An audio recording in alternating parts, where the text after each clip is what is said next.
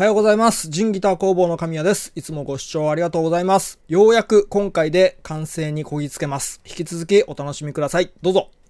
指板接着です。この際の部分とかを塗装を落としておきます。どっちにしろね、ここの部分は塗装剥いじゃいますから、今のうちに綺麗にしておきます。で、接着面の最終的な修正調整ですね。逆 R がついた12インチの当て木があるんですけれど、これは昔作ったやつですね。これ愛用してるやつです。で、これを平面が出た作業台のところに置いて、それでクランプで固定します。これはもう毎回当て木を使ってるので、これさえ使えばちゃんと綺麗にまっすぐに接着されるっていうことをもう分かってるので、なので安心してこういう方法を使ってます。皆さんがもし仮にこれを初めてやるんであれば、元々のその使うジグによっては、接着した後に逆反りしてしまったとか、もしくは順反りしてしまったとか、そういう危険性もありますから、ここは注意してくださいね。使い慣れた道具でやってるからこそ、もう迷いもなく、この方法でやってるっていうことです。はい。で、ネックがね、このギターの場合、非常に細いんですよ。握りの部分が。手持ちのこの当て木だと、全体が密着しなかったので、うまく密着しなかったので、新たにこのネック用のための当て木を作ってます。はい。で、これは、本番さながらにクランプをして、今隙間がないかどうか、ペンチングナイフで、チェックしているところです。はい。で、これが本番の接着作業ですね。濡れたタオルで十分に接着面を湿らせます。で、タイトボンドを塗っていきます。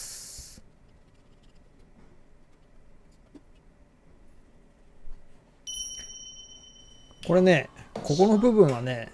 タイトボンド必要なかったって、ちょっとね、勢い余っちゃったんですね。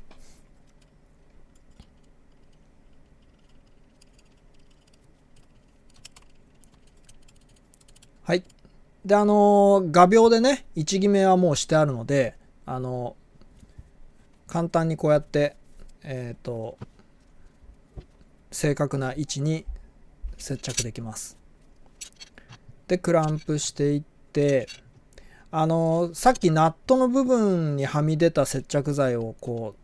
う、綿棒できれいに拭き取ってましたけれど、あそこのナットの部分にはみ出した接着剤をそのままにしておくと、後々削り取るの面倒なんで、この段階で十分にはみ出した接着剤っていうのは、極力ね、拭き取れる部分は拭き取っておいた方がいいです。はい。で、これが接着できたところですね。でね、これは不思議なんですけれど、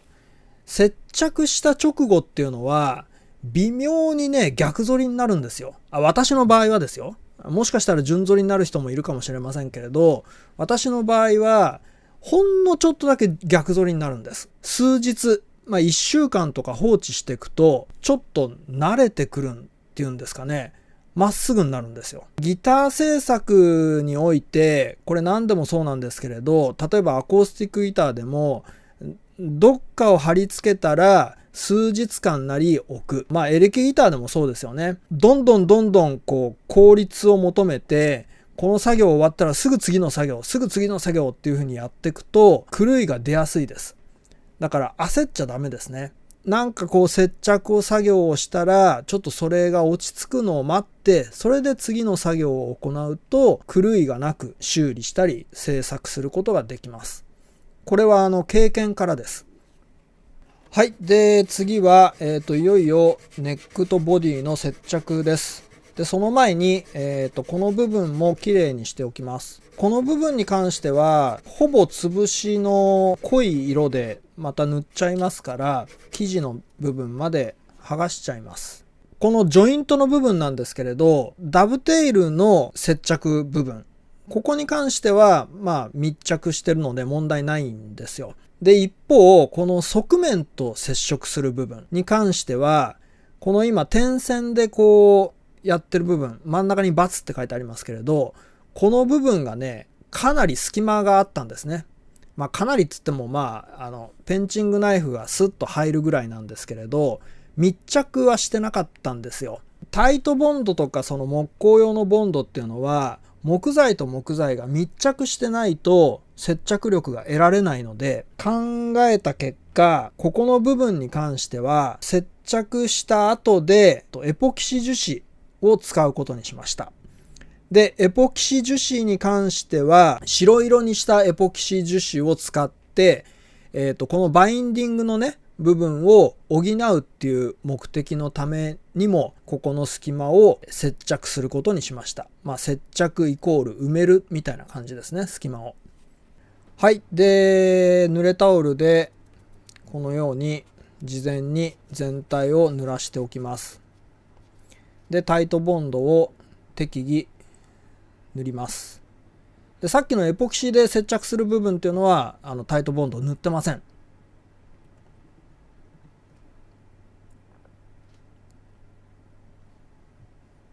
はい。で、いよいよ接着です。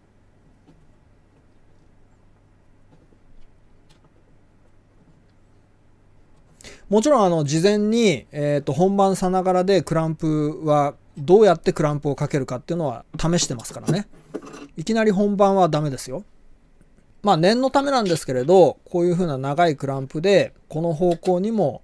クランプします。はい。で、これで、隙間とかがないかどうかチェックして、一晩置いて接着完了です。はい。当然なんですけれど、こうやってもういかに力を入れようが、全然微動だにしません。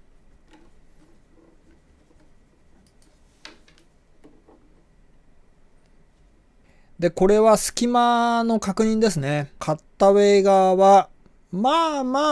最初よりかは隙間がなくなったかなっていう感じです。で、バインディングの部分に関しては、もうこれしょうがないですね。このぐらい隙間が空いてます。一方、6弦側、反対側に関しては、もう完全にこれ密着してますね。直線が出てたので、非常に合わせやすかったんですよ。はい。で、細かなね、こういう風な隙間に関しては、今これ木工パテで、埋めていってます。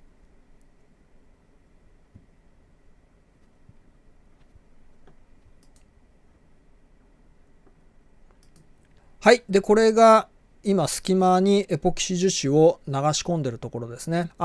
最初に木工パテで隙間を埋めておかないと、このエポキシ樹脂をこう流し込んだ時に、どんどんこの隙間から流れ出てきちゃいますから、なので最初に木工パテで余計なところを塞いだんですね。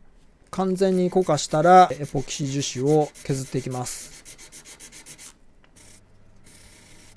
で、ここもギリギリまで攻めてきますね。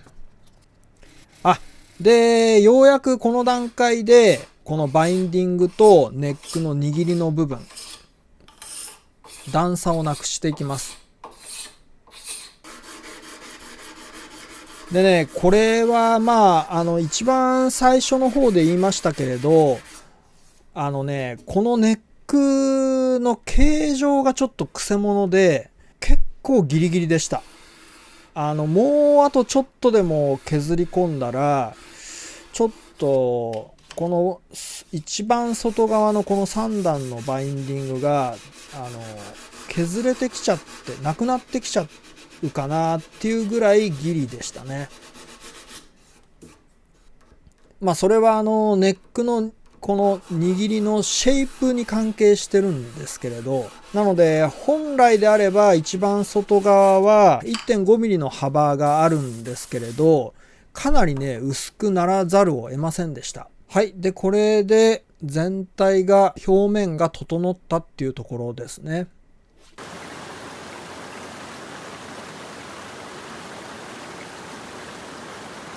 はい。ここまで来たらもう安心ですね。もうあとはフレットを打って、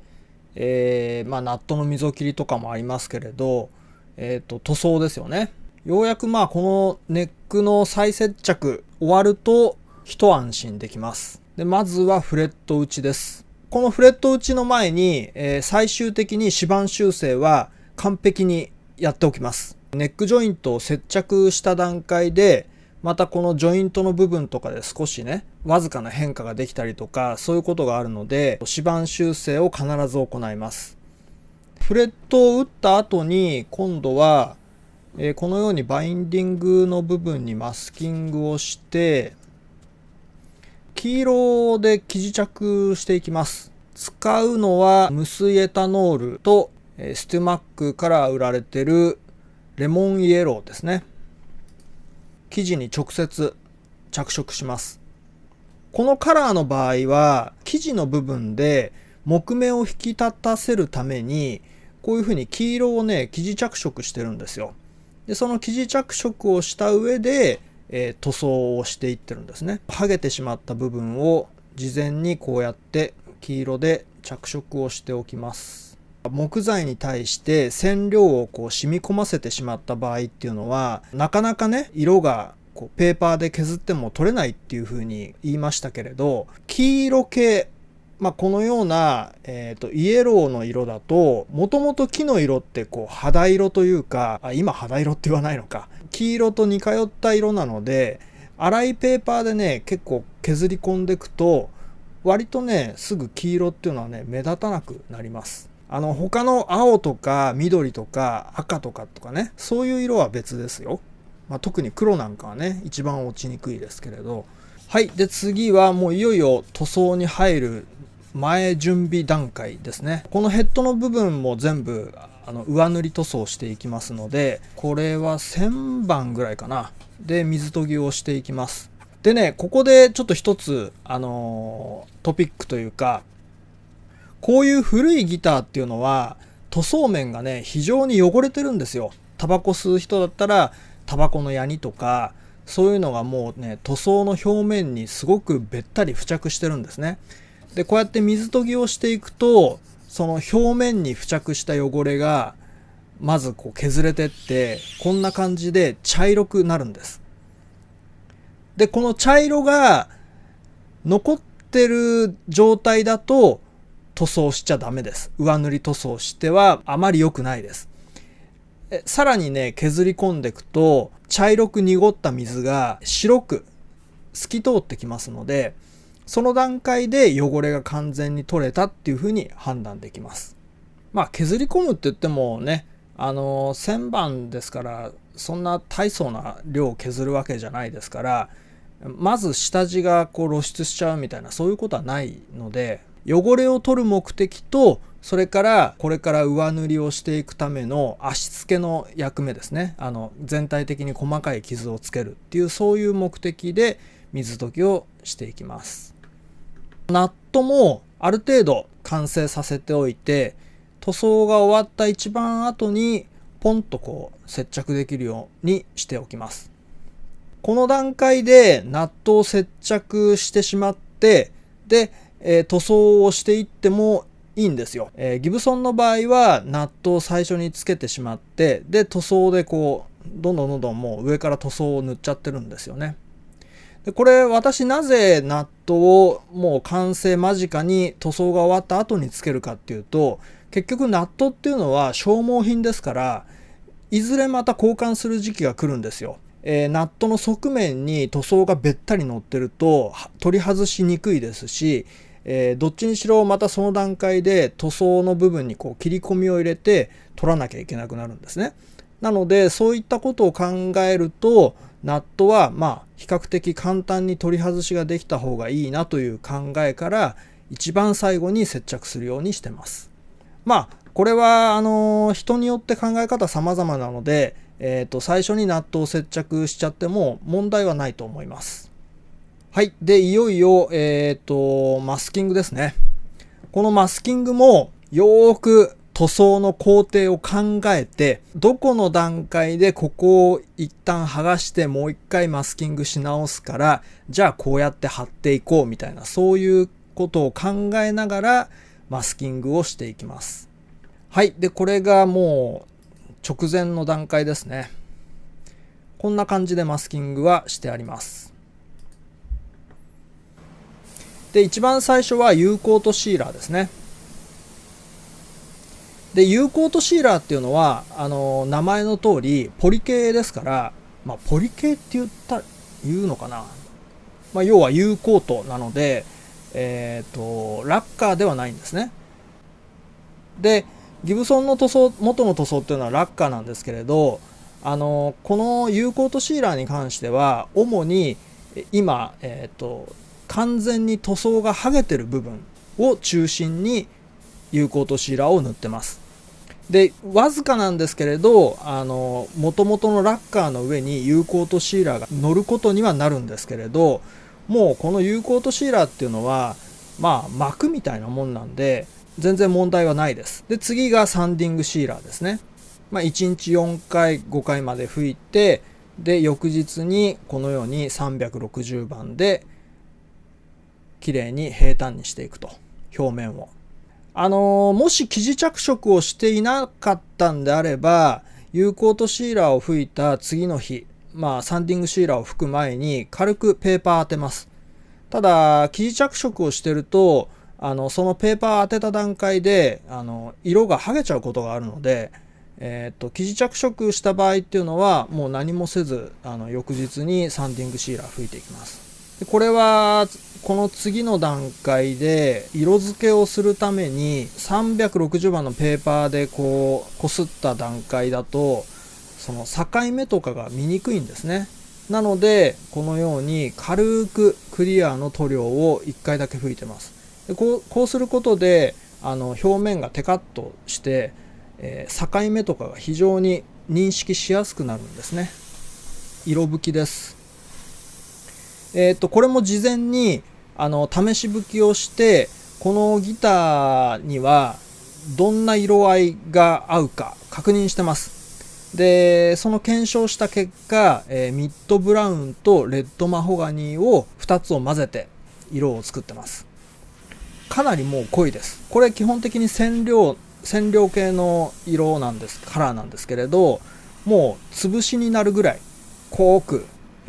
吹いていきます。主に削れてしまった部分を濃く塗りつけていって、それで、最終的に全体が整うように遠目からね少しぼかしを入れたりして拭いていって、それで完成ですね。こんな感じになります。これ今まだバインディングの部分とかにねマスキングしてその部分にも色が乗っちゃってますから変な風に見えますけれど、これがマスキングを剥がした状態です。マスキングを剥がすとなんかこう途端にそれらしく見えますよね。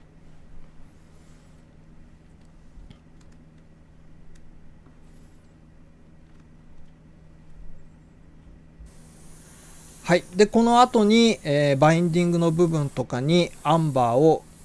着色して、それで完成です。オリジナルの指板のバインディングっていうのは、このようにほぼ、真っ白になってましたけれど、これは完全に塗装が剥がれてしまったがために、この色になってるんですね。よーく見ると、一番下の部分には、ちゃんとこの黄色くなった名残がね、確認できるんですよ。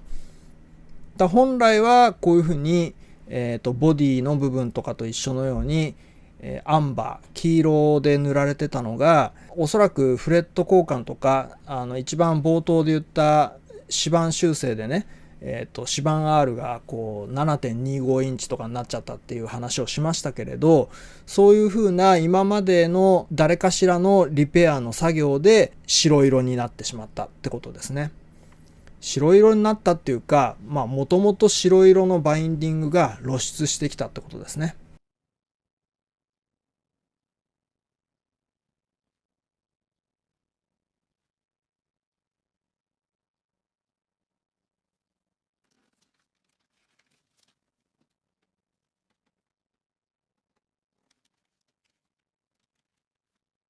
はい。で、あとはトップコート拭きです。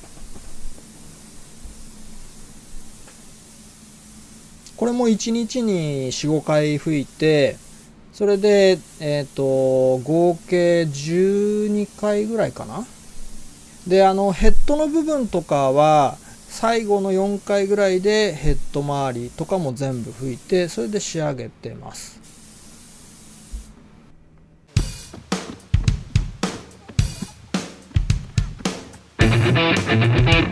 はい、それで約2、3週間乾燥させた後に水溶きです。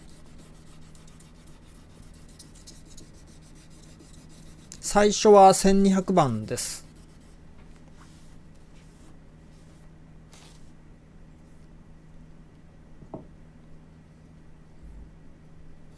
やっぱり普通のエレキギターと違って、アコースティックギターとかこういうフルアコっていうのは側面のね幅が結構ありますから、動圧っていうんですか、かなりねエレキギターに比べると作業量が増えるんですよね。で特にこういうフルアコのこの際の部分とかこまごましたデコボコした部分っていうのは考えながらこうやってね削っていかないといけないので手間はかかりますね、普通のエレキとかと比べると。塗料を吹く範囲なんですけれど、マスキングの部分まで完全に吹いてはいないです。このマスキングの部分っていうのはあくまで他の部分に塗料がね飛び散って付着しないようにするためのガードの役目ですね。この側面のこういうマスキングの部分っていうのは。だからここまで塗料を吹きつけてるわけじゃないです。はい。で、この後バフィングなんですけれど、バフィングの作業も前にご紹介したので、もう今回は取りませんでした。これが完成した図です。こんな感じでね、かなりいい感じに仕上がったと思います。このギターの持ち主には事前にこのように色がね少し剥げる部分が出てくるので、その部分はオリジナルの状態よりかは潰しで色を塗ってそれでぼかしますよっていうのは最初に説明しています。こうやって見るとほとんど違和感なく仕上がったと思います。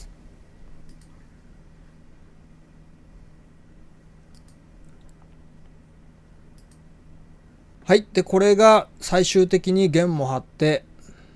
パーツも組み込んで完成したところです。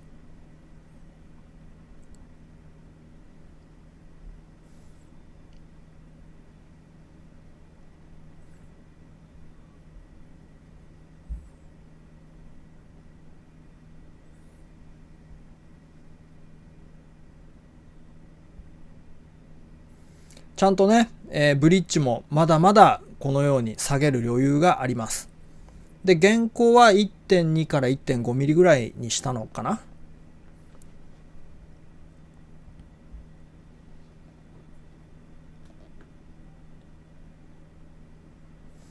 で、指板もこの通りちゃんと12インチ R に整えて、新しく交換したのでね、当たり前ですけどね。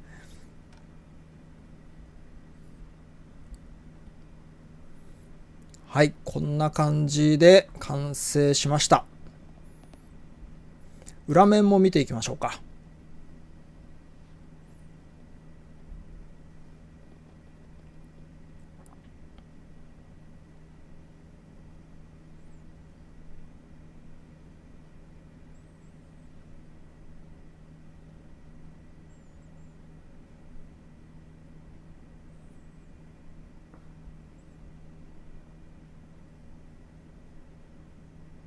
はい、それで最後はサウンドチェックですね。サウンドチェックって言ってもお楽しみタイムです。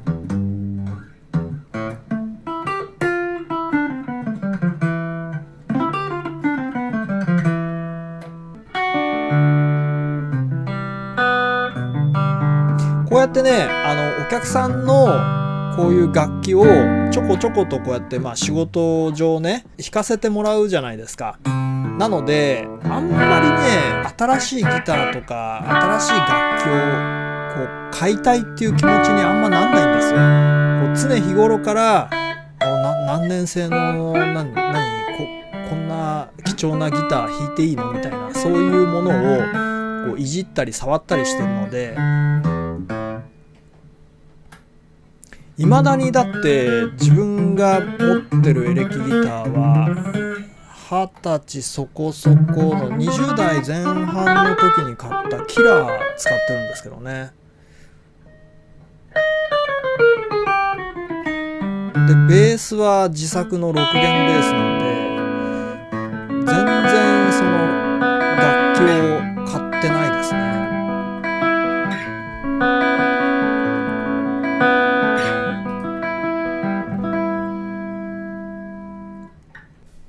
はい、お疲れ様でした。もうね、このネックリセットっていうのは、正直ね、もう二度とやりたくないなっていう風に思うケースも何度もあります。今回のやつがそのぐらい苦労したやつです。やっぱり一番最初のこのネックジョイントを外すね、スチームで外す時間も、多分ね、1、2を争うぐらい大変でしたし、時間がかかりましたし、まあそうですね、あとジョイントの部分の微調整のとか、まああの辺はそうですね、毎回あのぐらいかかりますかね。あれ、なんだかんだ、いろいろ編集してるので、丸1日プラスアルファぐらいはかかってますね。まあいろいろね、他の電話が来たら電話対応しなきゃいけないしとかって、そういう合いの手も入るので、まあ実質どのぐらいの時間かっていうのは分かんないですけど、まあとにかくネックリセットっていうのは非常に大変な作業です。まあこう言っちゃなんですけれど、ウルトラマックス難易度だと思います。はい、ということでいかがでしたでしょうか。よろしければ高評価ボタンとチャンネル登録をお願いします。それでは。